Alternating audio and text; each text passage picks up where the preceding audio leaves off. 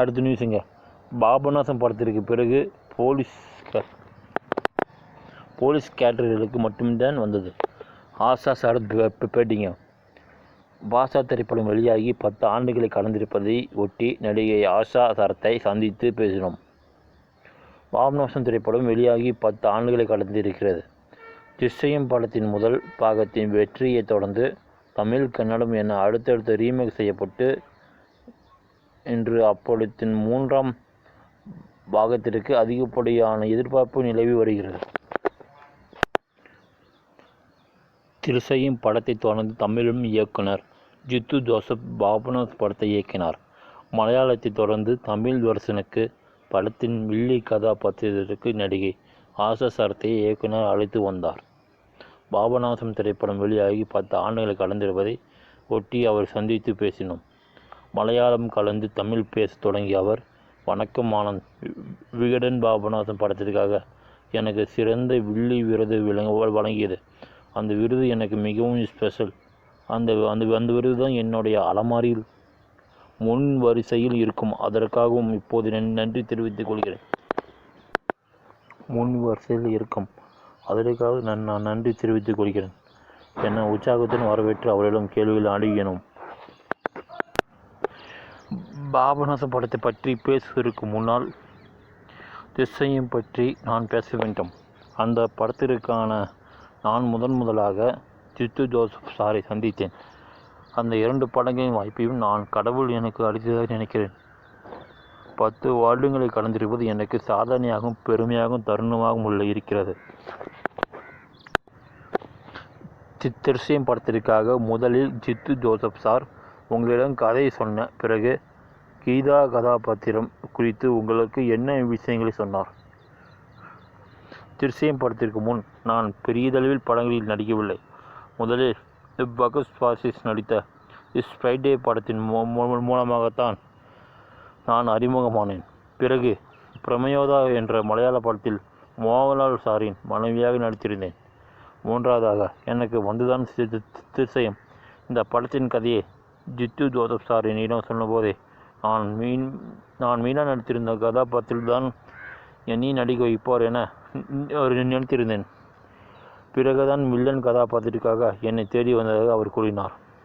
அழுத்தமான கதாபாத்திரம் அது. அந்த கதாபாத்திரத்துக்கு சரியாக பொருந்தி நான் எப்படி நடிப்பேன் என என்னால் அப்போது யோசிக்க கூட பார்க்க முடியவில்லை. ஜித்து ஜோசப் சார், மோகன்லால் சாரும் கொடுத்த நம்பிக்கையால் தான் அந்த படத்தில் நடித்தேன். திஷ்யம் படத்தை தொடர்ந்து அதனுடைய தமிழ் வெர்ஷனான பாபநாசம் திரைப்படத்தை உங்கள் நடிக்க வைத்ததற்கான காரணத்தை ஜித்து ஜோசப் கூறினாரா? முதலில் மலையாளத்தில் நடித்த எவரும் தமிழ் வெர்ஷனில் நடிக்கக்கூடாது என ஸ்ரீகடாக சொல்லிவிட்டார்.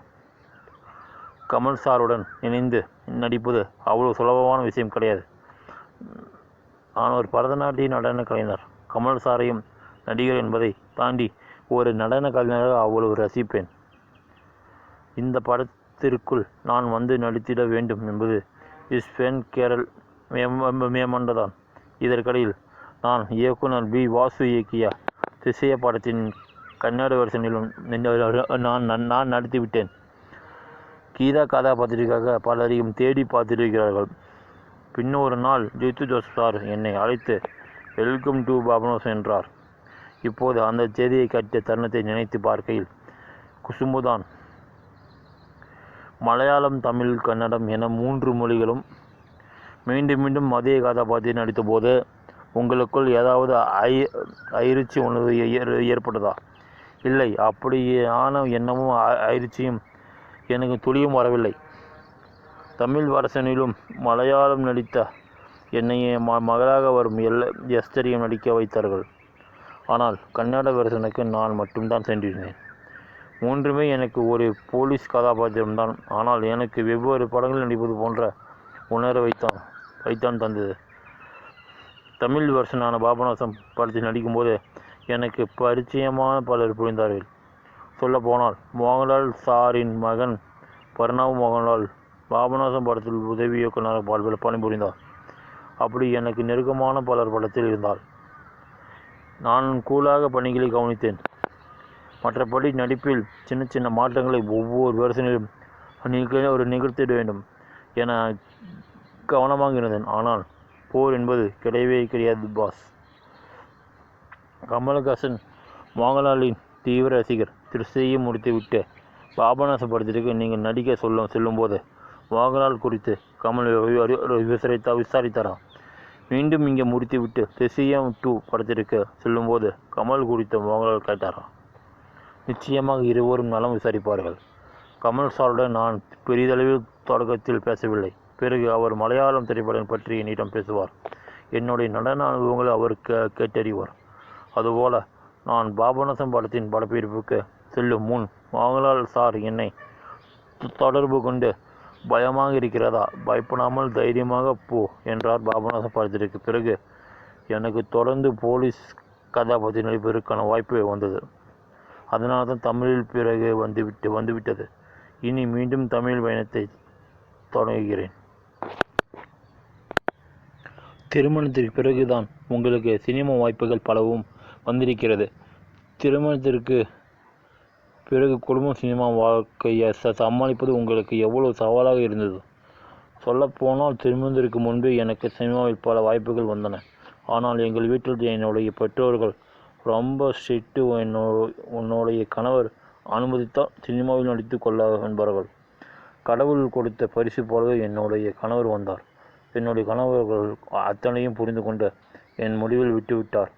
அவருக்கு நான் சினிமாவில் நடிப்பதில் மிகவும் இஷ்டம். எப்போதுமே கனவை நோக்கி நகரும்போது பார்ட்னரின் மகிழ்ச்சி நிறைந்த உறுதுணை மிகவும் முக்கியம். அப்படியானதான் இன்று இவ்வரை என்னை நகர்த்தியிருக்கிறது. சவால்கள் இருக்கும் தான், ஆனால் என்னுடைய கணவரின் உறுதுணையால் தான் அத்தனையும் சமாளிக்க முடிகிறது. தமிழ் சினிமாவில் பல குணச்சித்திர கதாபாத்திர நடிகர் லாலை தான் நாங்கள் பார்த்திருக்கிறோம். அவருடைய இயக்கத்திலும் மலையாளத்திலும் நீங்கள் நடித்திருக்கிறீர்கள். அவர் எப்படியான ஒரு இயக்குனர்? லால் சேட்டன் எங்களுடைய குடும்ப நண்பர். நான் கல்லூரியில் படிக்கும்போது எனக்கு முதலாக கபுலிவாலா என்ற மலையாள படத்தில் நடிப்பதற்கு வாய்ப்பு கொடுத்தார். ஆனால் அந்த சமயத்தில் என்னுடைய பெற்றோர்கள் நடிப்பதற்கு சம்மதிக்கவில்லை. பிறகு அவருடைய இயக்கத்தில் கிங் லயர் படத்தில் நடித்தேன். அவர் அற்புதமான இயக்குனர் கூட. லால் சேட்டனும் சித்தி சாரும் இணைந்து பல திரைப்படங்களை இயக்குகிறார்கள். சித்தி சாரின் இயல்பு மலையாள சினிமாவுக்கு பேரழிப்பு.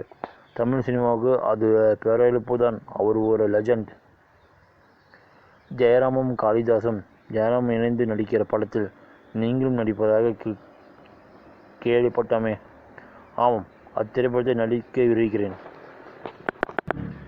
ஜெயராம் சார் கேரளாவின் பெரம்பூரில் என்னுடைய பக்கத்து வீட்டுக்காரர்.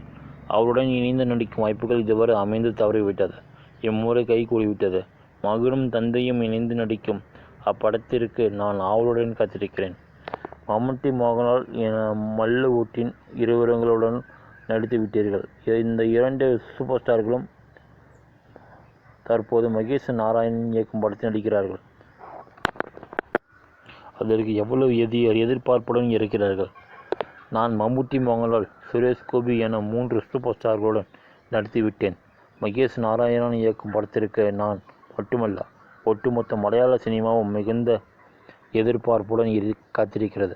அப்படத்தில் ஃபகத் பாசில், நயன்தாரா என பல நட்சத்திரங்கள் நடிக்கிறார்கள். திருஷ்யம் 3 அப்டேட் கொடுங்களே. படத்தை பற்றி பெரிய அப்டேட்டுகள் எனக்கு தெரியாது.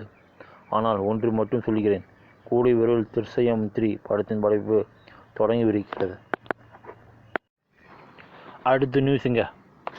விக்ரம் 64 பிரேம்குமாரிடம் இருந்து இப்படி ஒரு கதையா? மிரண்ட விக்ரம். ஆச்சரிய கூட்டணியின் பின்னணி. ஒரு பிரேமிடமிருந்து இப்படி ஒரு லைனை எதிர்பார்க்காத விக்ரம் ஆச்சரியத்தில் மிரண்டதுடன் வீரத்தீர சூரன் பிறகு இதுதான் சரியானதாக இருக்கும் என நினைத்து விட்டார். உடனடியாக பிரேமிடம் முழு கதையும் ரெடி செய்ய சொல்லியிருக்கிறார். வீரத்தீர சூரன் படத்திற்கு பின் மீண்டும் அதிரடியாய் ரெடியாக விட்டார் விக்ரம். அவரது 63வது படமாக மண்டேலா மடோன் அஸ்வினின் படம் டேக் ஆஃப் ஆகும் என்று எதிர்பார்க்கையில் இன்ப அதிர்ச்சியாக மெய்யழகன் பிரேம்குமார் இயக்கும் படத்தில் அறிவிப்பு வெளியாகியிருக்கிறது. கடந்த மார்ச் மாதம் கடைசியில் வீரதீர சூரன் வெளியானது. அதன் பிறகு விக்ரமின் அடுத்த படம் குறித்த அறிவிப்புகள் எதிர்பார்ப்புகள் ஆனது. அதில் மாவீரன் 3 ஐஜேகே படங்களை தயாரித்த அருண் விஸ்வா தயாரிப்பில் மடோன் அஸ்வின் இயக்கத்தில் விக்ரம் நடிப்பதாக அறிவித்தனர். படத்தின் ஸ்கிரிப்ட் வேலையிலும் தீவிரமாக இறங்கினார். இயக்குனர் இந்நிலையில் ஐஸ்வரி கணேசன் தயாரிப்பில் 96 மெய்யழகன் படங்களில் இயக்குனர் பிரேம்குமாருடன் விக்ரம் கைகோர்த்திருக்கிறார். இதற்கான அறிவிப்பும் வெளியாகிவிட்டது. இந்த படம் விக்ரமின் 64வது படமாக உருவாகும். இன்றும் இதன் படப்பிடிப்பு முதலில் தொடங்கும் என்று சொல்லியிருக்கிறார்கள். மெய்யழகன் படத்தில் அடிதடி காட்சிகள் இல்லாமல் உணர்வுபூர்வமான விஷயங்களுக்கு முக்கியத்துவம் கொடுத்து பிரேம்குமார் விக்ரம் 64 அதிரடியான கதையை கையில் அடிக்கிறார். திடுதிடுப்பான த்ரில்லர் ஜானர். பிரேமா இப்படி ஒரு விஷயத்தை கையில் எடுத்திருக்கிறார் என பிரேம்குமாரை பார்த்து புருவம் உயர்த்தக்கூடிய அளவில் இந்த ஸ்கிரிப்ட் இருக்கும் என்கின்றனர்.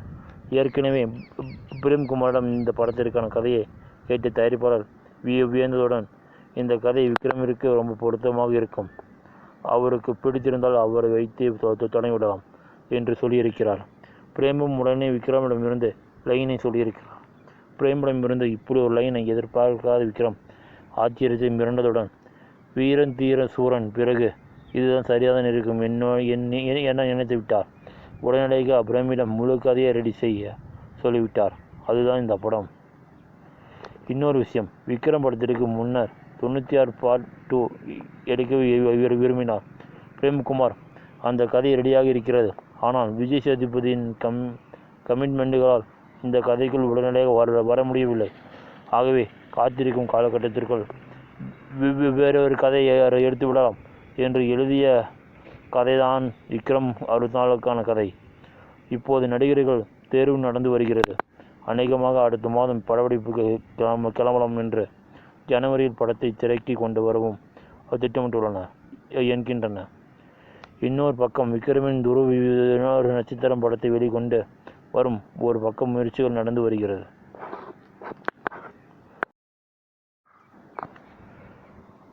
நீங்கள் தமிழ் நியூஸ் பற்றி நீங்கள் பார்க்க போகிறோங்க. வாஷிங்டன் சுந்தர் என் குடும்பத்துக்காக மான்செஸ்டரில் உருகிய வாஷிங்டன் சுந்தருங்க. இந்த போட்டியில் ஜடேஜாவும் வாஷிங்டன் சுந்தரம் சதம் அடித்தது அசைத்து இருக்கிறாருங்க. இந்தியா இங்கிலாந்து அணிகளுக்கு இடையேயான 4வது டெஸ்ட் போட்டியில் கடைசி நாளில் இந்திய வீரர் ரவீந்திர ஜடேஜா மற்றும் இங்கிலாந்து கேப்டன் பென் ஸ்டோக்ஸும் இடையே நடந்த உரையாடல் சமூக வலைத்தளங்களில் வைரலாகி வருகிறது. 5 போட்டிகள் கொண்ட டெஸ்ட் தொடரில் இந்தியா மற்றும் இங்கிலாந்து அணிகள் விளையாடி வருகின்றன. முதல் 3 போட்டிகளின் முடிவில் இங்கிலாந்து அணி 2 வெற்றிகளையும் இந்திய அணி 1 வெற்றியும் பெற்றிருந்தது. 4வது போட்டியில் இந்திய அணி வெற்றி பெற்றே ஆக வேண்டும் என்ற கட்டளை இருந்தது. ஆனால் கடைசியில் போட்டி டிராவில் முடிந்துவிட்டது. இருப்பினும் இந்த போட்டியில் ஜடேஜா வாஷிங்டன் சுந்தரம் சதம் அடித்து அசைத்து இருக்கிறார்கள். இந்நிலையில் சதம் அடித்ததும் குறித்து பேசிய வாஷிங்டன் சுந்தர், இது ஒரு ஸ்பெஷலான தருணம். சிறுவனாக கிரிக்கெட் ஆடத் தொடங்கிய இந்த இடத்தில் நிற்பது நன்றாக இருக்கிறது. இந்த சதத்தை என் குடும்பத்தினருக்கு நான் அர்ப்பணிக்கிறேன். எனக்காக அவர்கள் ரொம்பவே ஆதரவாக இருந்திருக்கின்றன. டிரா அழைப்பை பற்றியெல்லாம் நாங்கள் யோசிக்கவில்லை. ட்ரெஸ்ஸிங் ரூமிலிருந்து அழைப்பு வரும் வரை கவனம் சிதறாமல் ஆட வேண்டும் என்பதுதான் எங்களுடைய நோக்கமாக இருந்தது. நம்பர் 5இல் ப்ரோமோட் செய்யப்படுவேன் என எதிர்பார்க்கவில்லை. டெஸ்ட் போட்டிகளை விரும்பி ஆடுகிறேன். அதனால் இது ஒரு நல்ல வாய்ப்பு. கடைசி வரை சண்டை செய்யுங்கள், போராடுங்கள் என்பதுதான் ட்ரெஸ்ஸிங் ரூமிலிருந்து எங்களுக்கு வந்த மெசேஜ் என்று கூறியிருக்கிறார்.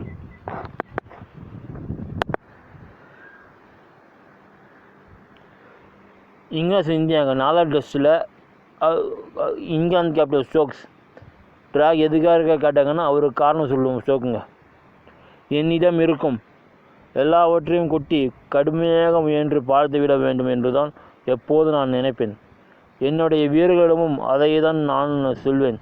கடுமையான பாதையாக இருந்தாலும் தொடர்ந்து முயற்சி செய்வோம் ஸ்டோக்குங்க. இங்கிலாந்து மற்றும் இந்திய அணிகளுக்கிடையே மான்செஸ்டரில் நடந்த 4வது போட்டி டிராவில் முடிந்திருக்குதுங்க. 2ஆம் இன்னிங்ஸ் இந்திய அணியின் சிறப்பான பெர்ஃபார்மன்ஸ் போட்டியை இங்கிலாந்தின் கையிலிருந்து பறித்ததுங்க. சதம் மற்றும் 5 விக்கெட்டு ஹாலாக எடுத்திருந்த இங்கிலாந்து கேப்டன் ஸ்டோக்ஸ் தான் ஆட்டநாயக விருது வழங்கப்பட்டதுங்க. விருதை வாங்கிவிட்டு அவர் சில முக்கியமான விஷயங்களை பேசியிருந்தார். ஸ்டோக்ஸ் பேசியது, ஒரு ஆல்ரவுண்டராக நான் சிறப்பாக செயல்படும் சமயத்தில் போட்டியின் முடிவு எப்படி சென்று இருக்கிறது என்பது முக்கியம். போட்டியின் முடிவு எங்களுக்கு சாதகமாக இருந்திருந்தால் நன்றாக இருந்திருக்கும். என்னிடம் இருக்கும் எல்லாவற்றையும் கொட்டி கடுமையாக முயன்று பார்த்துவிட வேண்டும் என்று தான் நான் எப்போதும் நினைப்பேன். என்னுடைய வீரர்களிடமிருந்தும் அதை தான் நான் சொல்வேன். கடுமையாக பாதையாக இருந்தாலும் தொடர்ந்து முயற்சி செய்வோம். நம்மிடம் இருக்கும் ஆற்றல் எல்லாம் தீர்ந்து விட்டாலும் முயற்சி செய்ய வேண்டும் என்பதுதான் என்னுடைய பாணி. வலியும் மற்றொரு உணர்வு தான். ஆனாலும் நாங்கள் ஒரு கட்டத்தில் சேர்ந்தடைந்தோம். இந்திய அணி கடுமையாக முயன்று ஆட்டத்துக்குள் வந்துவிட்டது. ஜடேஜாவும் வாஷிங்டன் சுந்தரம் அற்புதமாக ஆடினார்கள். டிரா மட்டும்தான் ஒரே வாய்ப்புள்ள ரிசல்ட் என்னும் நிலைக்கு போட்டியை கொண்டு வந்துவிட்டன. அப்படி ஒரு சூழலிலும் மேலும் மேலும் என்னுடைய பவுலர்களை பவுலிங் செய்ய வைத்து ரிஸ்க் எடுக்க விரும்பவில்லை. டாசன் ஏற்கனவே கொஞ்சம் சோறாகி இருந்தார். அவருக்கு கொஞ்சம் தசைப்பிடிப்பு இருந்தது. கடைசி 6 மணி நேரத்தில் பவுலர்களை வைத்து ரிஸ்க் எடுக்க விரும்பவில்லை. எங்களின் பவுலிங் யூனிட் நிறையவே உழைத்துவிட்டது. அடுத்த போட்டிக்கு முன்பாக நாங்கள் ஒவ்வொரு வீரரையும் பரிசோதித்து அவர்கள் நிலையை அறிந்து முடிவெடுக்க வேண்டும். அதிர்ஷ்டவசமாக எங்களிடம் நிறைய வேகப்பந்து வீச்சாளர்கள் இருக்கிறார்கள். இந்த தொடர் நிறைய ஏற்ற இறக்கங்களை கொண்டதாக இருக்கிறது. ஒரு கட்டத்தில் அவர்களின் கையை ஓங்குகிறது. ஒரு கட்டத்தில் நாங்கள் சிறப்பாக ஆடுகிறோம். 2 அணிகளுமே சிறந்த அணிகள். அழுத்தத்தோடு இங்கே வந்து இந்திய அணி ஆடும் விதத்தை பாராட்டியே ஆக வேண்டும் என்றார்.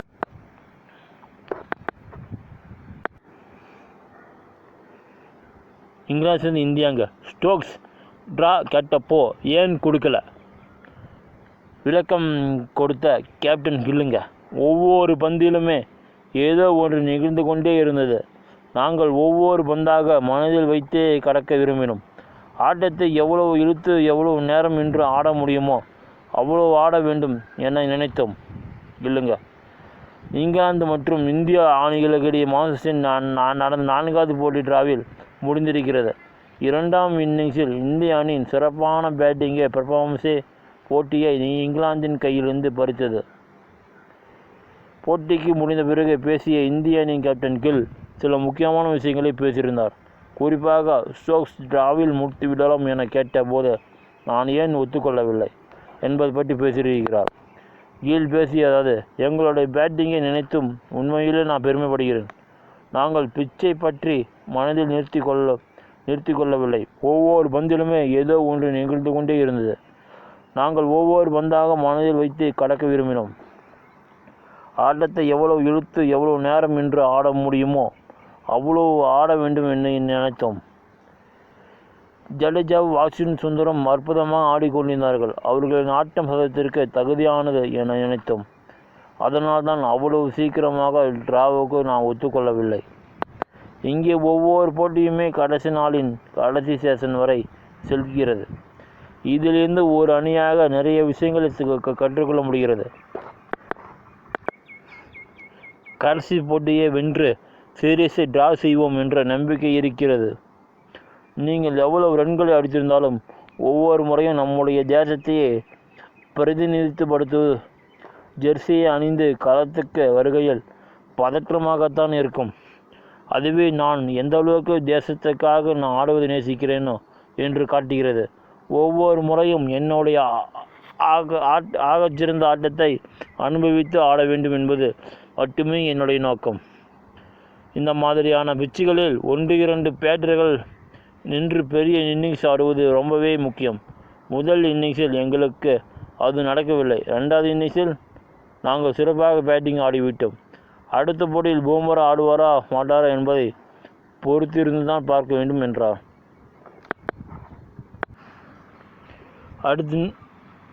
அடுத்த நியூஸுங்க. ரகுமான் ஒரு தந்தையாக பெருமை கொள்கிறேன். ரஹீமா மகள் குறித்து பகிர்ந்த ரகுமான்ங்க. ஆர் ரஹீமா பட்டப்படிப்பு முடித்ததற்கு ரகுமான் வாழ்த்து தெரிவித்திருக்காங்க. புகழ்பெற்ற இசையமைப்பாளரான ரகுமான் சாய்ரா பானு தம்பதிக்கு கதிஜா ரஹீமா என்ற 2 மகள்களும் ஆர் அமீன் என்ற மகனும் உள்ளனர். இதில் கதிஜா இசையமைப்பாளராகவும் ஆர் அமீன் பாடகராகவும் வலம் வருகின்றன. ரகுமானின் பிள்ளைகளில் திரையுலகத்துடன் தொடர்பில்லாமல் இருப்பவர் ரஹீமா. இவர் சுவிட்சர்லாந்தில் அமைந்துள்ள பிரபல கல்லூரியில் பட்டப்படிப்பு படித்து வந்தார். இந்த நிலையில் தற்போது அவர் தன் படிப்பை முடித்திருக்கிறார். அதற்கான பட்டமளிப்பு விழா நடைபெற்றதுங்க. மகள் கல்லூரி படிப்பு முடிந்ததும் பட்டம் பெற்றுள்ளதை தனது சமூக வலைதள பக்கத்தில் பகிர்ந்துள்ள இசையமைப்பாளர் ரகுமான் என் லிட்டில் பிரின்ஸ் ரஹீமா ஆகியவற்றில் கவனம் செலுத்தி கிளியன் உயர்கல்வி நிறுவனத்தில் பட்டம் பெற்றுள்ளார். ஒரு தந்தையாக பெருமைப்படுகிறேன் அல்முதலிகா என பதவியிட்டிருக்கிறார். ரகுமானின் பதிவை தொடர்ந்து சமூக ஊடகங்களில் பலரும் ரஹீமாவுக்கு வாழ்த்து தெரிவித்து வருகின்றனர். திரைப்பட இயக்குனர் பிரெட் ஆம்ப்ரஸ் உங்கள் நினைத்து மிகவும் பெருமைப்படுகிறேன். ரஹீமா இங்கிலாந்துக்கு வாருங்கள், நாம் ஒன்றாக கொண்டாடலாம் என தன் வாழ்த்துக்களை தெரிவித்திருக்கிறார். ரஹீமா தனது முதுகலை பட்டத்தை முடித்து துபாயில் உள்ள சர்வதேச சமையல் கலை மையத்தில் பட்டப்படிப்பில் இளங்கலை பட்டத்தை முடித்திருக்கிறார் என்பது குறிப்பிடத்தக்கது. ரகுமான் ஒரு வெளிச்சம், பள்ளி சேர்வன் போல் இருக்கிறார். இசை புயலை வியந்த இந்தி பாடகி. ரகுமான் பள்ளியில் இருந்து வரும் மாணவர்கள் வேற லெவல் தயார் நிலையில் வருகின்றன.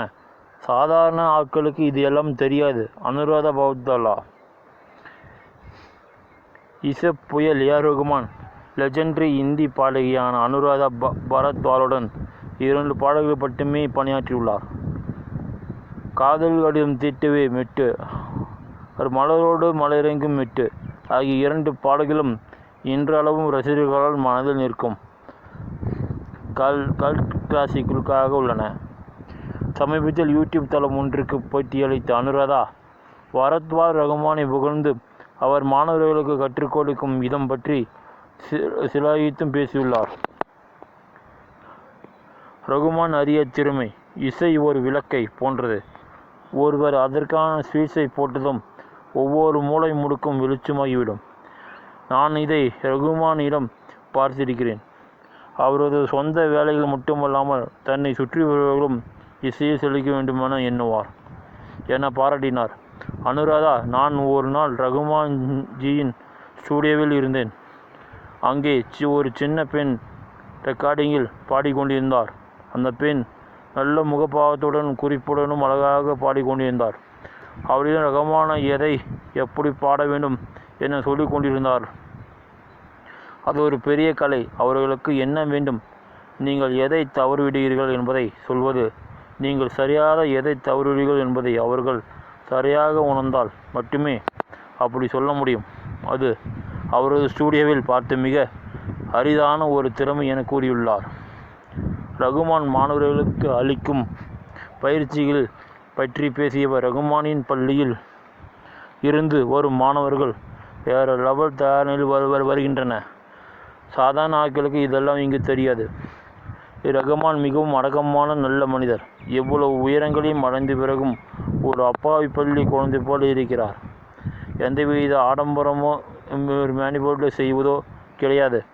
அவரை போன்ற எளிய மனிதர்களை பார்ப்பது மிகவும் அரிதாகிவிட்டது. இந்த தரம் தான் அவரது இசையிலும் வெளிப்படுகிறது. அதனால்தான் பொதுமக்கள் அவரது இசையை நெருக்கமாக உணர முடியும் என கூறியுள்ளார்.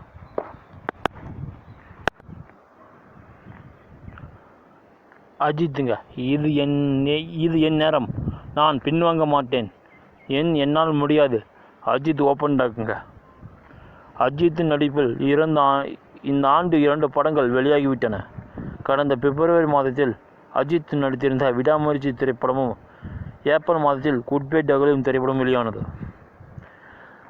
அஜித் நடிப்பில் இந்த ஆண்டு 2 படங்கள் வெளியாகிவிட்டன. கடந்த பிப்ரவரி மாதத்தில் அஜித் நடித்திருந்த விடாமுயற்சியும் திரைப்படமும், ஏப்ரல் மாதத்தில் குட் பை டகலி திரைப்படம் வெளியானது. இப்போது தன்னுடைய அடுத்த திரைப்படம் குறித்து எந்த அறிவிப்பும் வெளியிடாமல் முழுமையாக கார் ரேஸில் கவனம் செலுத்தி வருகிறார். ரேசிங் களத்தில் ஆர்வம் செலுத்த தொடங்கியதும் கார் ரேஸ் தொடர்பாக சில ஊடகங்களுக்கு அஜித் பேட்டி அளித்து வருகிறார். அந்த வகையில் ஆட்டோ கார் இந்தியா என்ற ஊடகத்திற்கு அளித்த சமீபத்திய பேட்டியில் அஜித் தனது பயணம் மற்றும் விமர்சனங்கள் குறித்து மனம் திறந்து பேசியிருக்கிறார். அவர், மற்றவர்கள் என்னை எப்படி பார்க்கிறார்கள் என்பதை வைத்துதான் என்னை மதிப்பிட மாட்டேன். நான் என் விதிமுறைகளை வெற்றியாளனாக இருக்க விரும்புகிறேன். என்னுடைய சினிமா கரியரின் தொடக்க நாட்களில் நான் தமிழ் உச்சரிப்பிற்காக விமர்சனங்களை சந்திருக்கிறேன். நான் என் பலவீனத்தை புறக்கணிக்காமல் அதை சரி செய்ய கடினமாக உழைத்தேன். இப்போது அதன் பலன்கள் தெரிகிறது. திரைப்படங்களைப் போலவே ரேஸில் காயங்கள் ஒரு பகுதியாக, ஆனால் நான் கவனத்துடன் செயல்படக்கூடியவன். இது என் நேரம். நான் பின்வாங்க மாட்டேன். நான் உடல்நிலை அனுமதிக்கும் வரை கார் ரேஸில் தொடர விரும்புகிறேன். கடவுளின் அருளால் என் உடல்நிலை நன்றாக உள்ளது. என் குடும்பமும் எனக்கு ஆதரவாக உள்ளன. 60 வயதுக்கு மேல் கூட பந்தயத்தில் ஈடுபடும் பந்தய வீரர்களை பார்த்திருக்கிறேன். அப்படி என்னால் முடியாது. கார் ரேஸ் எனக்கு வெறும் பொழுதுபோக்கு அல்ல. நான் அதை ஆழமாக நேசிக்கிறேன். என் குழுவை எட்ட முடியாத உயிரங்களுக்கு எடுத்துச் செல்வதை என் இலக்கு என கூறியிருக்கிறார். அடுத்துங்க, சிவகார்த்திகேயன் நான் இருக்கிறேன். அண்ணன் கலங்கிய ஜெயராம், கரம் கொடுத்த சிவா, நெகிழும் இயக்குனர். நெல் ஜெயராமனின் மறைவுக்கு பிறகு அவரின் மகன் சீனிவாசனின் படிப்பு செலவுகளை சிவகார்த்திகேயன் ஏற்றுக்கொள்வதாக கூறியிருந்தார். பாரம்பரிய நெல் ரகங்களை மீட்டெடுப்பதில் முக்கிய பங்காற்றியவர் நெல் ஜெயராமன். தோல் புற்றுநோயால் பாதிக்கப்பட்ட அவர் கடந்த 2018ஆம் ஆண்டு சிகிச்சை பலனின்றி உயிரிழந்தார். அவருடைய மறைவுக்கு பிறகு அவருடைய மகன் சீனிவாசன் படிப்பு செலவுகளை சிவகார்த்திகேயனை ஏற்றுக்கொள்வதாக கூறியிருந்தார். அதை இன்று வரை அக்கறையுடன் கவனத்துடன் தொடர்ந்து வருகிறார். எஸ்கே. அது மட்டுமின்றி இந்த ஆண்டு சீனிவாசனை கல்லூரியில் 1ஆம் ஆண்டு பட்டப்படிப்பிற்கு சேர்த்திருக்கிறார். அன்பு அக்கறையுமாக சிவகார்த்திகேயன் நெல் ஜெயராமனின் குடும்பத்திற்கு செய்யும் உதவிகள் குறித்த இயக்குனர் ரா. சரவணன் அண்ணன் நெல் ஜெயராமன் மறைந்தபோது அவர் மகனின் படிப்பு செலவை ஏற்பதாக சொன்னார். தம்பி சிவகார்த்திகேயன் இப்படி சொல்கிறவர்கள் அப்போதைக்கு உதவார்கள். அடுத்தடுத்த வருடங்களில் நாம் நினைவூட்டினால் கொஞ்சம் சலிப்பு காட்டி செய்வார்கள். பின்னர் மறந்தே போவார்கள். ஆனால் தம்பி சிவகார்த்திகேயன் சொன்ன சொல் தவறாமல் கடந்த 7 வருடங்களாக நெல் ஜெயராமன் மகன் சீனிவாசனை படிப்பு செலவை கட்டி வருகிறார். பணம் கட்டுவது மட்டுமல்ல, ஒவ்வொரு வருடமும் தேர்வு நேரத்தில் தொலைபேசியில் விசாரிப்பார். அன்பும் அக்கறையமாக பேசுவார். சூர்யா 45 படத்தின் டைட்டிலை வெளியிட்ட படக்குழு வைரலாகும் போஸ்டர். இந்நிலையில் ஆர்ஜே பாலாஜியின் பிறந்தநாளை முன்னிட்டு இன்று ஜூன் 20 சூர்யா 45 படத்தின் டைட்டிலை போஸ்டருடன் படக்குழு வெளியிட்டிருக்கிறது. ஆர்ஜே பாலாஜி இயக்கத்தில் சூர்யா, த்ரிஷா உள்ளிட்டோர் நடிப்பில் உருவாகி வரும் படம் சூர்யா 45. இந்த படத்தை ட்ரீம் மாரியா நிறுவனம் தயாரிக்கிறது. கச்சிசரா, ஆசா கூட போன்ற பாடல்களை இசையமைத்து வயலான சாய் அபயங்கர் சூர்யா 45வது படத்திற்கு இசையமைக்கிறார். ஜி.கே. விஷ்ணு ஒளிப்பதிவு செய்கிறார். இந்நிலையில் ஆர்ஜே பாலாஜியின் பிறந்தநாளை முன்னிட்டு இன்று ஜூன் 20 படத்தின் டைட்டிலை போஸ்டருடன் படக்குழு வெளியிட்டிருக்கிறது. இப்படத்திற்கு கருப்பு என்ற பெயரிடுகின்ற இந்த போஸ்டர் தற்போது இணையதளத்தில் வைரலாகி வருகிறது. அடுத்த நியூஸுங்க, விஜயகாந்த் என் நண்பன். விஜயகாந்த் போனதில் இருந்து என் உடம்பு போயிடுச்சு. கலங்கும் நடிகர் தியாகு. நடிகர் திலகம் செவாலிய சிவாஜி கணேசனின் 24வது நினைவு தினத்தை முன்னிட்டு சென்னையில் அவரது சிலைக்கு நடிகர் தியாகு நேரில் மாலை அணிவித்து மரியாதை செலுத்தினார்.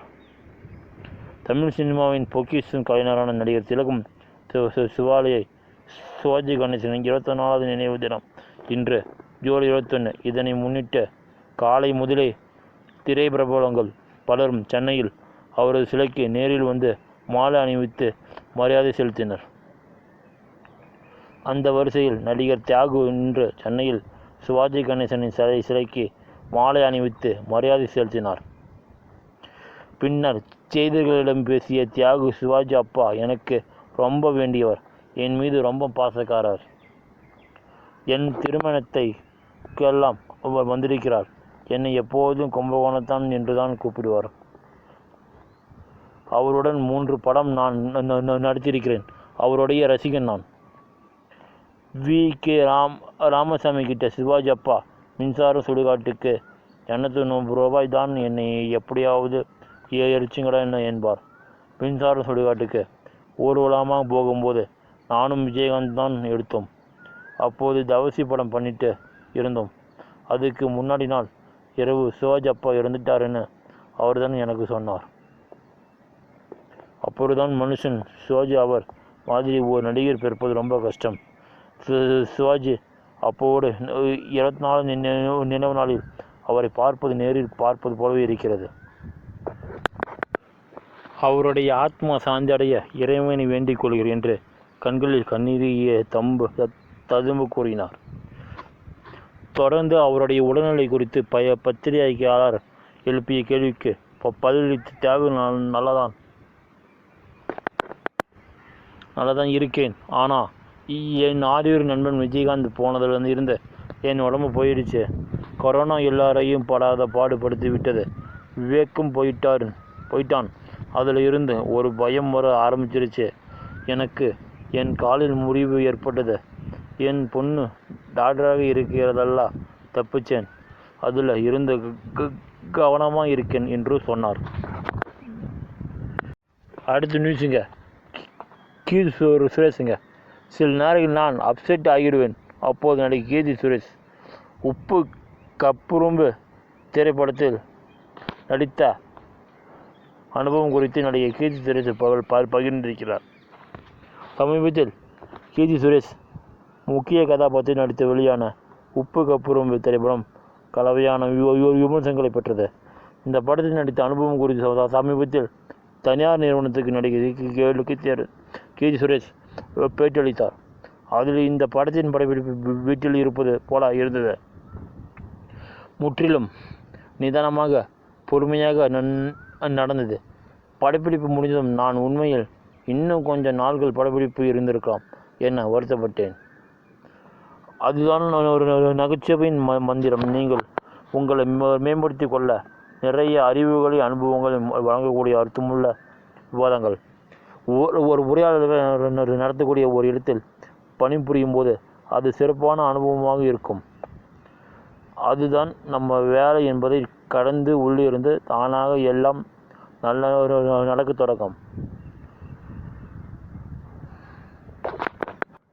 அப்படியான வேலைதான் உங்களை மகிழ்ச்சியாகவும் உணர வைக்கிறது. உப்பு கப்புரும்பு படத்தின் நகைச்சுவை அதனுடன் அது கொண்டு வரும் செய்திதான் என்னை ஈர்த்தது. இந்த படத்தின் அபூர்வ கதாபாத்திரம் புத்துணர்ச்சி ஊட்டும் வித்தியாசமான கதாபாத்திரம். அவர் லட்சியவாதி, உறுதியானவர். குறிப்பாக நமது கிராமப்புற கலாச்சாரத்தில் அபூர்வ கதாபாத்திரத்தை உயிர்ப்பித்த ஒரு முழுமையான மகிழ்ச்சியாக இருந்தது. இந்த திரைப்படம் நகைச்சுவை பயன்படுத்தி ஒரு தீவிரமான விஷயத்தை முன்னிலைப்படுத்துகிறது.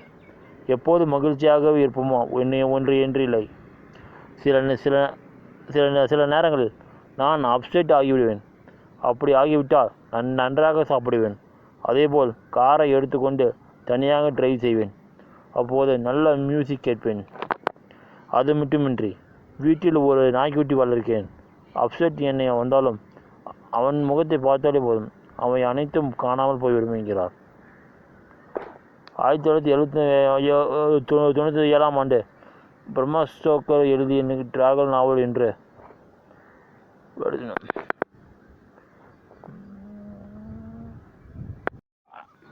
அடுத்த நியூஸுங்க, அஜித் சார் கூட இன்னொரு படம் அறிவிப்புங்க வரும். ஆதித்யா ரவிச்சந்திரன் கொடுத்த அப்டேட்டுங்க. நடிகர் அஜித்துடன் இணைந்து மற்றொரு படம் திரைப்படம் எடுப்பது குறித்து பேசியிருக்கிறார். இயக்குனர் ஆதிக்கு ரவிச்சந்திரன், ஜி பிரகாஷ் நடித்த த்ரிஷா இல்ல நயன்தாரா, சிம்பு நடிப்பில் அன்பானவன், அசராதன், அடங்காதவன் ஆகிய படங்களை இயக்கிய ஆதிக்கு ரவிச்சந்திரன் நடிகர் அஜித் குமாரை வைத்தெடுத்த குட் பை டகுலி அஜித் ரசிகர்களுடைய வரவேற்பை பெற்றது.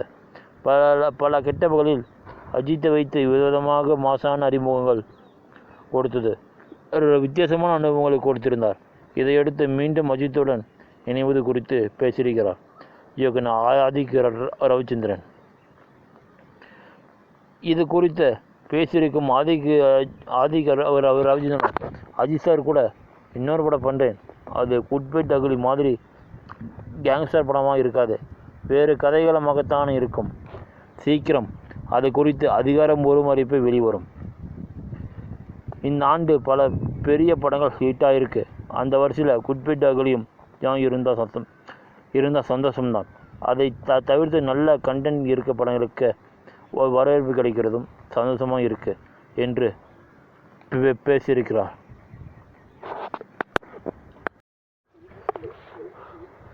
அடுத்த நியூஸுங்க. மகளிர் செஸ் உலகக்கோப்பை முதல் முறையாக வென்ற திவ்யா தேஷ்முக், வெள்ளி வென்ற கொனேரே ஹாம்பி ஆகிய இந்திய பெண்களுக்கு வாழ்த்துக்கள் குவிந்து வருகின்றன. வீடே மகளிர் உலகக்கோப்பை செஸ் தொடரின் இறுதிப் போட்டி நடைபெற்றதுங்க. இறுதிப் போட்டியில் மோதிய திவ்யா தேஷ்முக் விஎஸ் கொனேரோ ஹாம்பி இருவரும் இந்தியர்கள் இன்று டிராபிக் சுற்று நடைபெற்ற நிலையில் கொனேரோ ஹாம்பியை வீழ்த்தி சாம்பியன் பட்டங்க வென்றிருக்கிறார். திவ்யா தேஷ்முக் அதனால் உலக ரேபிட் சாம்பியன் பட்டத்தை வென்று கொனேரே ஹாம்பிக்கு இதில் வெள்ளி பதக்கம் கிடைத்திருக்குதுங்க. மகளிர் செஸ் உலகக்கோப்பையை முதல் முறையாக இந்திய பெண்கள் வென்றதுங்க. 2ஆம் இடத்தை பிடித்த இந்திய பெண் தான் என்பது இந்தியாவிற்கு பெருமை சேர்க்கும் தருணமாக அமைந்ததுங்க. இந்நிலையில் உலகக்கோப்பை வென்ற திவ்யா தேஷ்முக் 2ஆம் இடத்தை பிடித்து வெள்ளி பதக்கம் கொனேரே ஹாம்பி இருவருக்கும் வாழ்த்துக்கள் குவிந்து வருகின்றன. குடியரசுத் தலைவர் திரௌபதி மர்மு ஃபீடே உலக செஸ் போட்டியில் பட்டம் வென்ற முதல் பெண் திவ்யாவிற்கு வாழ்த்துக்கள். செஸ் போட்டி 2ஆம் இடம் பெற்ற கொனேரே ஹாம்பிக்கு வாழ்த்துக்கள். இந்த வெற்றி நம் நாட்டு பெண்களிடம் உள்ள திறமையை உலகிற்கு காட்டியிருக்கிறது என்று பாராட்டுகிறார். பிரதமர் மோடி 2 சிறந்த இந்திய சதுரங்க வீராங்கனைகள் பங்கேற்று வரலாற்று சிறப்புமிக்க இறுதிப் போட்டி 2025ஆம் ஆண்டுக்கான FID மகளிர் உலக சதுரங்க சாம்பியன் பட்டத்தை வென்ற இளம் திவ்யா தேஷ்முக்கை நினைத்து பெருமைப்படுகிறேன். அவரின் இந்த சாதனை பல இளைஞர்களுக்கு பெண்களுக்கு ஊக்கமளிக்கும். கொனேரே ஹாம்பி மூலம் அர்ப்பணிப்புடன் அபாரமான திறமையை வெளிப்படுத்தியுள்ளார். இரு வீராங்கனைகளுக்கும் அவர்களின் எதிர்கால முயற்சிகளுக்கும் வாழ்த்துக்கள் என்று பாராட்டி தனது எக்ஸ் தளத்தில் பதிவிட்டிருக்கிறார். கோல்ட் ரேட் டுடே குறைந்த தங்க விலை. இன்றைய தங்க விலை நிலவரம். இன்று தங்க விலை கிராமுக்கு 10 பவுனுக்கு ரூபாய் 80 குறைந்தது. வெள்ளி விலையில் மாற்றமில்லை. இன்று 1 கிராம் 22K தங்கத்தின் விலை 9150 ரூபாய். இன்று 1 பவுன் 22K தங்கத்தின் விலை 73200. இன்று 1 கிராம் வெள்ளியின் விலை 126 ரூபாய். அடுத்த நியூஸுங்க. விஜய் அண்ணா இல்லாமல் எல்சு இல்லை. லோகேஷ் கனகராஜ் கொடுத்த எல்சி அப்டேட்டுங்க. கூலி திரைப்படம் ப்ரமோஷனுக்காக இயக்குனர் லோகேஷ் கனகராஜ் தான் படித்த கோவை PSC கலை அறிவியல் கல்லூரிக்கு சென்றிருந்தார். இயக்குனர் லோகேஷ் கனகராஜ் இயக்கத்தில் நடிகர் ரஜினிகாந்த், சத்யராஜ், ஸ்ருதிஹாசன், அமீர்கான், நாகார்ஜுனா, உபேந்திரா உள்ளிட்டோர் நடித்துள்ள படம் கூலி. அனிருத் இசைய பாடல்கள் வெளியாகி ஹிட் அடித்துள்ளன. இந்த படத்தின் இசை வெளியீட்டு விழா வரை ஆகஸ்ட் 2ஆம் தேதி சென்னை நேரு விளையாட்டு அரங்கில் நடைபெறவுள்ளது. அதைத் தொடர்ந்து ஆகஸ்ட் 14ஆம் தேதி கூலி திரைப்படம் ரிலீஸாகியுள்ளது. தற்போது படக்குழு ப்ரமோஷன் பணியில் ஈடுபட்டுள்ளன. லோகேஷ் கனகராஜ் தனது சொந்த ஊரான கோவையில் அவர் படித்த PSC கலை அறிவியல் கல்லூரிக்கு சென்றிருந்தார். அங்கு தனது வகுப்பறைக்கு சென்றும் ஆசிரியர்களிடம் உரையாடி பகிர்ந்தார். இது தொடர்பாக லோகேஷ் கனகராஜ் தன் சமூக வலைதள பக்கத்திலும் பகிர்ந்திருந்தார். தொடர்ந்து லோகேஷ் கல்லூரி மாணவர்களும் உரையாற்றினார். அப்போது மாணவர்களின் கேள்விக்கு அவர் பதில் அளித்துள்ளார். லியோ 2 வருமா? உங்களின் எல்சியூவில் விஜய் இருப்பாரா? அஜித் படம் எப்போது இயக்குவீர்கள்? உள்ளிட்ட பல்வேறு கேள்விகள் எழுதப்பட்டது. அதற்கு லோகேஷ், லியோ 2 கதை ரெடி, விஜய் அண்ணா தான் பதில் சொல்ல வேண்டும். அவர் இல்லாமல் எல்சியூ இல்லை. ஆனால் அவர் எல்சியூக்கு வருவாரா இல்லையா என்று நீங்கள் அவரிடம் தான் கேட்க வேண்டும். அவரின் எண்ணம் முயற்சி எதை நோக்கி இருக்கிறதோ என்று உங்களுக்கு தெரியும். விஜய் அண்ணா இல்லாமல் எல்சியூ பூர்த்தி அடையாது. எனக்கு அஜித் சாருடன் இணைந்து பணியாற்ற ஆசை உள்ளது. நேரம் வரும்போது நிச்சயம் பணியாற்றுவேன் என்றார். அடுத்த நியூஸுங்க. வெள்ளை சர்க்கரை, தீட்டி அரிசி போன்ற உணவுப் பொருட்கள் தீங்கு விளைவிக்கும் என்பதை மறக்க முடியாது அதே நேரம் சில அத்தியாவசியமான சத்துக்கள் இயற்கையாகவே கிடைக்கும். வெள்ளை நிற உணவுகள் தான் நிறைவாக உள்ளன. வெள்ளை நிற உணவுகள் ஆரோக்கியத்துடன் கெடு விளைவிக்கும் என்கிற எண்ணத்தில் அவற்றை ஒட்டுமொத்தமாக ஒதுக்க தொடங்கிவிட்டன பலர். ஆனால் உண்மை என்னவென்றால் எல்லாம் வெள்ளை நிற உணவுகளும் ஆரோக்கியத்துக்கு கேடு விளைவிப்பதில்லை. வெள்ளை சர்க்கரை, தீட்டி அரிசி போன்ற உணவுப் பொருட்கள் தீங்கு விளைவிக்கும் என்பது மறக்க முடியாது. அதே நேரம் சில அத்தியாவசியமான சத்துக்கள் இயற்கையாக கிடைக்கும். வெள்ளை நிற உணவுகள் தான் நிறைவாக உள்ளன. வெள்ளை வெங்காயத்தில் உள்ள சல்ஃபர் வயது முதிர்வை தள்ளி போடும். மேலும் இது சளி, இருமல் வராமல் தடுக்கக்கூடியது. வெங்காயத்திலிருந்து கிடைக்கும் அல்லிசின் என்ற வேதிப்பொருள் கொலஸ்ட்ராலையும் இரத்த அழுத்தத்தையும் குறைக்கும் சக்தி கொண்டது. முள்ளங்கி மிகவும் குறைந்த கலோரி கொண்ட வேர் காய்கறிகளில் ஒன்றாகும். இதில் கால்சியம், பாஸ்பரஸ் போன்ற தாதுக்களும் ஆன்டி ஆக்சிடென்ட் வைட்டமின்களும் மற்றும் நார் சத்துக்கள் நிறைவாக உள்ளன. இது புராஸ்டேட், மார்பகம், பெருங்குடல் மற்றும் கருப்பை ஆகியவற்றில் உண்டாகும் புற்றுநோய்களிலிருந்து காக்கும். முட்டை கொழுப்பு, புரதம், வைட்டமின்கள், இரும்பு சத்து, ஒமேகா 3 கொழுப்பு அமிலம் போன்ற சத்துக்கள் உள்ளன. முட்டையின் மஞ்சள் கருவில் கொழுப்பு சத்து, வெள்ளைக்கருவில் புரத சத்தும் அதிகமாக உள்ளது. எலும்புகளுக்கும் பற்களுக்கும் வலிமை சேர்க்கும். தேங்காய் துவையலில் தொடங்கி சிட்னி, அவியல், குழம்பு, சூப்பு என பெரும்பாலான சமையலில் முக்கிய இடம் பிடித்துள்ளது. தேங்காய் அதிக ஊட்டச்சத்து மிகுந்த உணவாகும். மூளை வளர்ச்சிக்கும் சத்துக்களையும் உட்கிரகக்கும் உதவும். தோல் மற்றும் கண்களின் ஆரோக்கியம் காக்கப்படும். தைராய்டு சுரப்பை சீராக்கும். அல்சைமர் எனப்படும் ஞாபக மறதி நோய் வராமல் தடுக்கும். நோய் எதிர்ப்பு சக்தியை அதிகரிக்கும். காலிஃப்ளவரில் நார்ச்சத்து நிறைந்திருக்கிறது. நன்கு செரிமானமாகும். இதில் உள்ள ஆன்டி ஆக்சிடென்ட் புற்றுநோயை வருவதை தடுக்கிறது. வாழைப்பழத்தில் பொட்டாசியம், வைட்டமின் பி மற்றும் மெக்னீசியம் தாது சத்துக்கள் உள்ளன. இரத்த அழுத்தத்தை சீராக்குவதோடு மலச்சிக்கல், வயிற்று கோளாறுகளையும் குணப்படுத்தும்.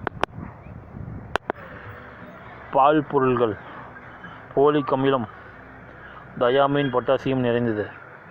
அமினோ அமிலங்கள் கால்சியம், லாக்டோஸ், புரதம் ஆகியவை உள்ளன. இதில் உள்ள லாக்டிக் அமிலம் உடலுக்கு தேவையான புரதம், நார் சத்துக்களை உறிஞ்சி உதவுகிறது. வயிற்றுப்புண்ணின் வீரியத்தை குறைக்கிறது. எலும்புகள் பற்களை வலுவாக்கும். ஆஸ்டியோபோரோசிஸ் பிரச்சனையை போக்குகிறது. வயதானவர்களுக்கு எலும்பு தேய்மானம் அடைவதை தடுக்கிறது. வெள்ளைப்பூண்டில் உள்ள ஆன்டி ஆக்சிடென்ட் நோய் எதிர்ப்பு திறனை அதிகரிக்க உதவும். மேலும் இரத்த நாளங்களில் படிந்துள்ள கொழுப்புகளை அகற்ற உதவும். இதய நோயை பாதிப்புகளிலிருந்து பாதுகாக்கும். அடுத்த நியூஸுங்க. நான் சொல்ல வந்த காலம் 18ஆம் நூற்றாண்டு. அதற்கு பெரும் செலவு அவசியமாகிறது. அதற்கு ஒரு முன்னோட்டமாக ஒரு விஷயம் செய்யணும் என்று உருவானதுதான் இந்த படம். இது 1970களில் நடப்பதாக வருகிறது. கமர்ஷியல் ஃபிலிம், ஆர்ட்ஸ் ஃபிலிம்னு இனிமேல் நாம் சொல்கிறதுக்கு வேலையே இல்லை. எல்லாத்தையும் இப்போயே ரசிகர்கள் தீர்மானிக்கிறாங்க. படம் புதுசாக தெரிந்தால் யாராக இருந்தாலும் ஆதரவு கொடுக்கிறார்கள். வித்தியாசமும் செய்ய நினைக்கிறவர்களுக்கு இதுதான் சரியான நேரம். இந்த சமயத்தில் எங்களது ஆர்டி படம் வருவது மிகவும் நல்ல விஷயம். யாரும் இதுவரை பேச மறுத்த கதை மேதகு படம் என்னால் இயக்கப்பட்டு வரும் ஆதரவை அள்ளி சென்றது. அதிலிருந்து மாறுபட்டு இதில் வேறு ஒரு விஷயத்தை கையாண்டிருக்கேன். தன்மையாக பேசுகிறார் இயக்குனர் ஹிட்டு. மேதகு சல்லியர்கள் என வித்தியாசமான படைப்புகள் உருவாக்கி பெரும் கவனம் பெற்றவர். ஆர்டி படத்தின் பெயரே வித்தியாசமாக இருக்கிறது. இந்த ஆர்டி என்கிற தமிழ் வார்த்தை ஓர் பெண் அல்லது ஓர் தலைவியை குறிக்கும் சொல். தமிழர்களின் குலதெய்வங்களில் அதிகம் பெண்கள் இருக்கிறார்கள். நாம் ஒரு வழிபாட்டுக்கு போனால் அங்கே இருக்கிற பெண் தெய்வங்களுக்கு தனி வழிபாட்டு முறைகளை வைத்திருப்பார்கள். அங்கே பெண்கள் சாமியை பக்கத்தில் வந்து தொட்டு கும்பிடலாம். பெண்களை தெய்வமாக மதிக்கிறதும் பின்னாடி என இருந்தது. அப்படி என்றால் அவர்கள் யார்? எதற்கு நாம் அவர்களை கடவுளாக வணங்க ஆரம்பித்தோம் என்பதுதான் என்னுடைய முக்கிய தேடலாக இருந்தது. அதிலிருந்து உருவானதான் இந்த படம். வரலாற்று ரீதியாக பெண்களை அடிமைப்படுத்துவதும் இங்கே இருந்தது. வந்துன்னு பார்த்தால் கிட்டத்தட்ட விஜயநகர பேரரசு காலத்திற்கு பின்னாடி தான் இந்த அடிமை முறை வந்திருக்கும். பெண்கள் வெளியே போகக்கூடாது, பெண்கள் எந்த வேலைக்குமே மட்டும்தான் செய்யும்னு இருந்திருக்கும். இதையெல்லாம் இந்த படம் தெளிவாக பேசுகிறது. அடுத்த நியூஸுங்க. இயக்குனர் பாண்டிராஜ் இயக்கத்தில் விஜய் சேதுபதி, நித்யா மேனன், காளி வெங்கட், சரவணன், ரோஷினி ஆகியோர் நடிப்பில் உருவான தலைவன் தலைவி படம் நேற்று ஜூன் 25 திரையரங்கில் வெளியானதுங்க. இந்நிலையில் இயக்குனர் பாண்டியராஜ் செய்தியாளர்களை சந்தித்து பேசியிருக்கிறார்.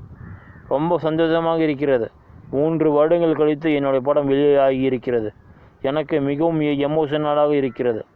ஆடியன்ஸ் படம் பார்த்துவிட்டு நன்றாக இருக்கிறது என்று சொல்லி இருக்கிறார்கள்.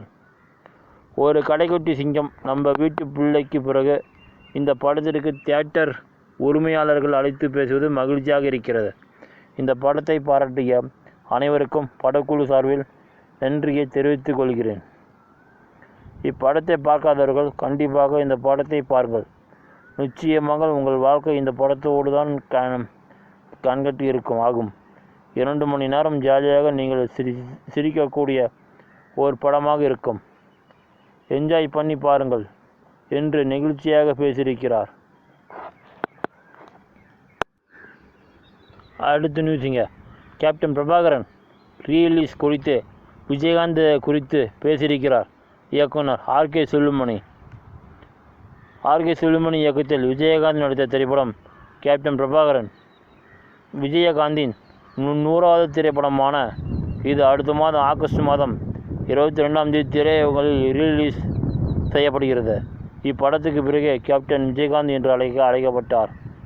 இப்படம் வெளியாகி 34 ஆண்டுகள் நிறைவு செய்திருப்பதை ஒட்டி ஃபிலிமில் எடுக்கப்பட்ட அப்படம் டிஜிட்டலில் தரம் உயர்த்தப்பட்டு மீண்டும் தமிழ்நாடு முழுவதும் ரிலீஸ் ஆகிறது.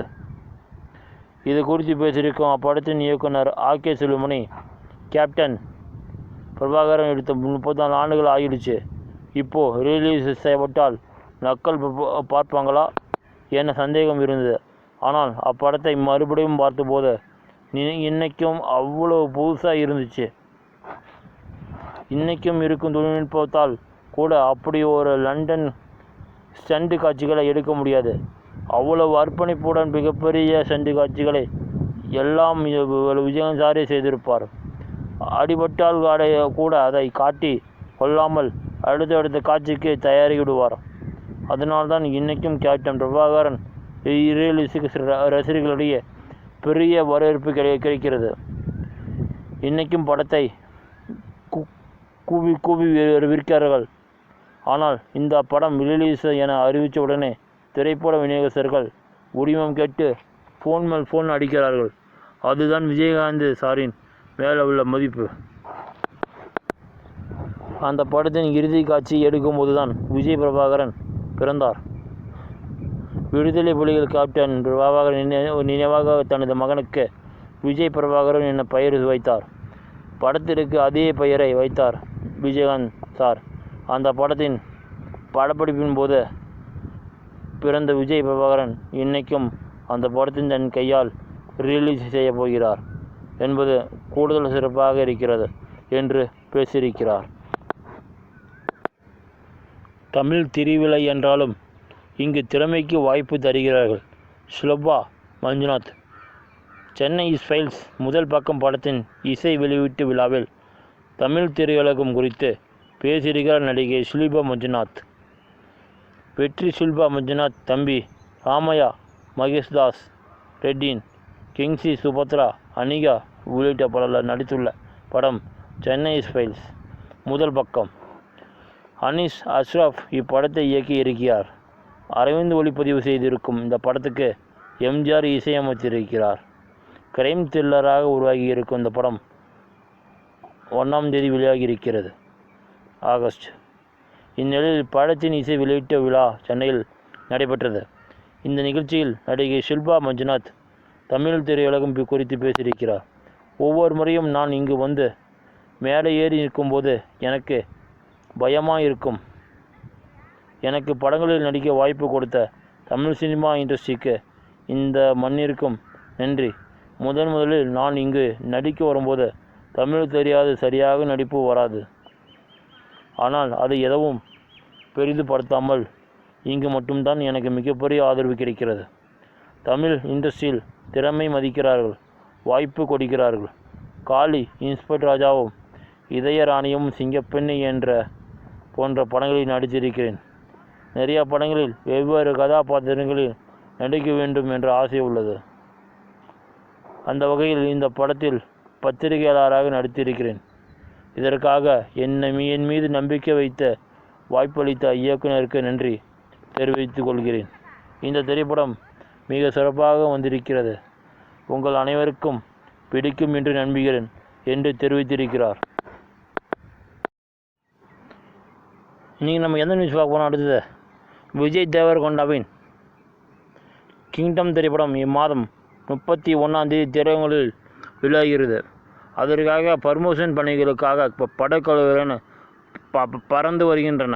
இந்த படத்திற்கு அனிருத் இசையமைக்க ஜெர்சி பட இயக்குனர் கௌதம் டின்னர் இயக்கியிருக்கிறார். இப்படத்தின் செய்தியாளர் சந்திப்பு ஒன்று சென்னையில் நடைபெற்றது. இந்த நிகழ்வில் பேசிய விஜய் தேவரகொண்டா, தமிழ் மக்களுக்கு வணக்கம். உங்களுடைய அன்புக்கு நான் என்றும் கடமைப்பட்டிருக்கிறேன். இப்படத்தின் இயக்குனர் கௌதமின் ஜெர்சி இத்திரைப்படத்திற்கு தமிழகத்தில் நல்ல வரவேற்பு கிடைத்திருந்தது. கிங்டம் படத்தின் கதை அவர் சொன்னதும் இதனை தமிழ், தெலுங்கு என 2 மொழிகளும் பண்ண வேண்டாம் என முடிவு செய்து விட்டேன். கிளாசிக் ஆக்ஷன் தர்மா. இப்படத்தின் கதைகளும் ஆந்திரா, சென்னை மற்றும் இலங்கையின் கடற்கரை பகுதிகளில் நடப்பதாக அமைந்திருக்கிறோம். ரஜினி சார் திரைப்படங்களில் வருவதைப் போல இந்த திரைப்படம் ஒரு கிளாசிக் ஆக்ஷன் டிராமா கதையை கொண்டது. ஹைதராபாத்துக்கு பிறகு கிங்டம் படத்தின் விளம்பர பணிகளுக்காக நான் இங்கு தான் வந்திருக்கிறேன். நான் இந்த மேடையில் 2 நபருக்கு நன்றி தெரிவிக்க வேண்டும். முதலில் சூர்யா அண்ணாவுக்கும் பெரிய நன்றியை சொல்லிக் கொள்கிறேன். அவர்தான் கிங்டம் படத்தின் டீசரை முதலில் தமிழில் வெளியிட்டார். சூர்யா அண்ணா இப்படத்தின் டீசருக்கு டப் செய்ய வேண்டும் என இயக்குனர் கௌதம் விரும்பினார். எனக்கு இது போன்ற வேலைகளுக்காக மற்றவர்களிடம் பேசுவதை நான் விரும்ப மாட்டேன். பிறகு சூர்யா அண்ணாவுக்கு ஃபோன் செய்த, அண்ணா எனக்கு ஒரு உதவி மட்டுமே தேவைப்படுகிறது, தயவு செய்து அதற்கு நோ சொல்லாதீர்கள் என்றேன். அவரும் இல்லை, நீங்கள் என்ன விஷயம் என்பதை சொல்லுங்கள் என்றார். பிறகு நான் இப்படத்தை தமிழிலும் நான் வெளியிட விரும்புகிறேன். என்னுடைய இயக்குனர் உங்களுடைய குரல் இந்த டீசருக்கு வேண்டுமென விரும்புகிறார். அதை செய்து தர முடியுமா என்றேன். நிச்சயமாக நான் செய்கிறேன் என வந்து பேசி கொடுத்தார் சூர்யா. அண்ணாவுக்கு நன்றிகள். எனக்காக இதை நீங்கள் செய்ததில் மகிழ்ச்சி. அனிருத் படத்திற்கு ஒரு புதிய உயிர் கொடுத்தீர்கள் என்ற என்னுடைய குஷி திரைப்படத்தையும் இங்கு வெற்றி செய்த மக்களுக்கு நன்றி சொல்லிக் கொள்கிறேன். கடந்த முறை நான் இங்கு வந்திருந்த போது அனிருத்தை கடத்தி கொண்டு செல்ல வேண்டும் என பேசியிருந்தேன். அதற்கான தருணம் அமைந்து நாங்கள் இருவரும் ஒன்றாக பணிகளை கவனித்திருக்கிறோம். நான் இங்கு சென்னைக்கு வந்து அவருடைய ஸ்டூடியோவில் ஜாலியாக இருந்தேன். இப்போது அவரை இன்னும் முழுமையாக என்னுடன் கடத்தி செல்ல விரும்புகிறேன் என்றார் உற்சாகத்துடன். 90களில் வெள்ளித்திரை ஆளுமை செய்த முன்னணி நாயகிகளான சிம்ரன், மீனா, சங்கவி, மால்விகா, சங்கீதா, ரீமா சென், மகேஸ்வரி மற்றும் சிரஞ்சனி ஆகியோரும் இணைந்து உற்சாகமாக சந்திப்பை கொண்டாடியுள்ளனர். 19 காலகட்டத்தில் தென்னிந்திய சினிமாவில் கொடிகட்டி பறந்த சினிமா பிரபலங்கள் கோவாவில் நடைபெற்ற சந்திப்பில் ஒன்றிணைந்துள்ளனர். இயக்குநர்கள் முதல் நடிகர்கள் வரை இந்த மறு சந்திப்பில் கலந்து கொண்டுள்ளனர். தங்களின் நினைவுகள் மற்றும் நெகிழ்ச்சியான தருணங்களை பகிர்ந்து கொண்டுள்ளார். இயக்குநர்களான KS ரவிக்குமார், சங்கர் லிங்குசாமி, மோகன் ராஜா, பிரபுதேவா ஆகியோர் இடம்பெற்றனர். நடிகர்களான ஜெகபதி பாபு, மேகா ஸ்ரீகாந்த் ஆகியோரும் கலந்து கொண்டனர். 90களில் வெளித்திரையும் ஆளுமை செய்த முன்னணி நாயகிகளான சிம்ரன், மீனா, சங்கவி, மால்விகா, சங்கீதா, ரீமா சென், மகேஸ்வரி மற்றும் சிரஞ்சனி ஆகியோரும் இணைந்து விழாவை மேலும் மிளிர செய்துள்ளனர். இந்த நட்சத்திர பட்டாளம் பல தசாப்த கால நட்பை உற்சாகமாக கொண்டாடி தீர்த்துள்ளனர். திரையிலும் திரைக்கும் வெளியே உருவான இந்த உறவுகளை எவ்வாறு தக்க வைக்கிறார்கள் என்பதற்கு இந்த புகைப்படங்கள் ஒரு காட்சியாக உள்ளது. இந்நிகழ்வின் புகைப்படங்கள் மற்றும் வீடியோக்கள் இணையதளத்தில் வைரலாகி ரசிகர்களை மகிழ்ச்சியில் ஆழ்த்தியுள்ளன. தங்களுக்கு பிடித்த நட்சத்திரங்கள் மீண்டும் ஒன்றாக இணைந்து கண்ட ரசிகர்கள் உற்சாகம் அடைந்துள்ளனர். அடுத்து வச்சுங்க, டிக்யூ எனக்கு பிரச்சனை என்றால் முதலில் வருவது நீங்கள்தான். துல்கர் சல்மான் குறித்து நடிகை கல்யாணி நடிகர் துல்கரின் பிறந்தநாளுக்கு வாழ்த்துக்கள் தெரிவித்து நிகழ்ச்சியாக நன்றியினை தெரிவித்திருக்கிறார் நடிகை கல்யாணி பிரியதர்ஷினி. நடிகர் துல்கர் சல்மான் பிறந்தநாள் இன்றுங்க. மலையாளம், தமிழ், தெலுங்கு என தென்னிந்திய சினிமாவில் தொடர்ச்சியாக பல ஹிட் படங்களை கொடுத்து கவனம் ஈர்த்த வருகிறார். குறிப்பாக துல்கர் கடைசியாக நடித்திருந்த லக்கி பாஸ்கர் இந்திய அளவில் மொழிகள் தாண்டி பெரும் வரவேற்பை பெற்றிருந்ததுங்க. இதையடுத்து அவரது பிறந்த நாளான இன்று செல்வமணி செல்வராஜ் இயக்கும் துல்கர் சல்மானின் காந்தா டீசர் வெளியிடப்பட்டதுங்க. துல்கரின் 42வது பிறந்தநாள் நாளன்று இன்று திரைப்பட பிரபலங்கள் பலரும் அவருக்கு வாழ்த்துக்கள் தெரிவித்திருந்தன. அவ்வகையில் படத்தில் துல்கருடன் நடித்த கல்யாணி பிரியதர்ஷினி துல்கரின் ஒவ்வொரு பிறந்த நாளிலும் நிறைய எழுதி நீண்ட பதிவினை பதிவிட்டு வாழ்த்து தெரிவிப்பேன். இந்த பிறந்த நாளில் கொஞ்சம் ஸ்பெஷலாக நான் நடிக்கும் லோக் சாப்டர் 1 படத்தின் டீசரை பகிர்ந்து வாழ்த்து சொல்கிறேன். எனக்கு வாய்ப்பளித்த இந்த படத்தை அவரே தயாரிக்கிறார் என்பது கூடுதல் ஸ்பெஷலாக அமைந்திருக்கிறது. திரை உலகிலும் தனிப்பட்ட வாழ்விலும் எனக்கு எப்போது பக்கபலமாக இருப்பவர் துல்கர். கடந்த 5 ஆண்டுகளாக எனக்கு எந்த பிரச்சனையும் என்றாலும் முதலில் எனக்காக வந்து நிற்பது, அறிவுரைகள் வழங்குவது அவராகத்தான் இருக்கும். நான் தனியாக உணர்ந்ததில்லை. அதற்கு காரணம் நீங்கள்தான். நீங்கள் இல்லை என்றால் நான் என்னாக இருப்பேன் என்று எனக்கு தெரியாது. அந்த அளவிற்கு எல்லா தருணங்களிலும் எனக்கு ஆதரவாக இருக்கிறார்கள் என்று நேர்காணல் ஒன்றில் நிகழ்ச்சியுடன் துல்கருக்கு பிறந்தநாள் வாழ்த்து கூறியிருக்கிறார் நடிகை கல்யாணி பிரியதர்ஷினி. அடுத்த நியூஸுங்க, ரஷ்மிகா மந்தனா உங்களைப் போல நடிக்க வேண்டும். விஜய் தேவரகொண்டா புகழ் மாலை சூட்டியார் ரஷ்மிகா. விஜய் தேவரகொண்டாவின் கிங்டம் திரைப்படம் ட்ரெய்லர் குறித்து ரஷ்மிகா மந்தனா கருத்துங்க. அர்ஜுன் ரெட்டி திரைப்படத்தின் மூலம் இந்திய அளவில் பிரபலமானவர் நடிகர் விஜய் தேவரகொண்டா. தற்போது இவர் ஜெர்சி படத்தின் இயக்குனர் கௌதம் தின்னூரி இயக்கத்தில் கிங்டம் என்னும் படத்தில் நடித்து முடித்துள்ளார். ஒரு த்ரில்லர் பாணியில் எடுக்கப்பட்டுள்ள இந்த படத்திற்கு அனிருத் இசையமைத்துள்ளார். இந்த படம் ஜூலை 31ஆம் தேதி வரைக்கு வரவுள்ள நிலையில் இப்படத்தின் ட்ரெய்லர் வெளியாகியிருக்கிறது. கிங்டம் திரைப்படத்தின் ட்ரெய்லர் பார்த்துவிட்டு நடிகர் ரஷ்மிகா மந்தனா தன் இன்ஸ்டாகிராம் பக்கத்தில் ஒரு பதிவை எழுதியிருக்கிறார். அந்த பதிவு தற்போது சமூக ஊடகங்களில் வைரலாகி இருக்கிறது. அந்த பதிவில், வாவ், என்ன ஒரு ட்ரெய்லர் இது! இந்த அருமையான ட்ரெய்லரை பார்த்த பிறகும் இன்னும் படம் பார்க்க 4 நாட்கள் காத்திருக்க வேண்டுமா? இதெல்லாம் நியாயமில்லை. விஜய் தேவரகொண்டா, நான் எப்போதும் உங்களிடம் சொல்லிக்கொண்டே இருப்பேன், நீங்கள் வேறு ரகம், நான் உங்களைப் போல நடிக்க வேண்டும் என கொண்டே இருக்கிறேன்.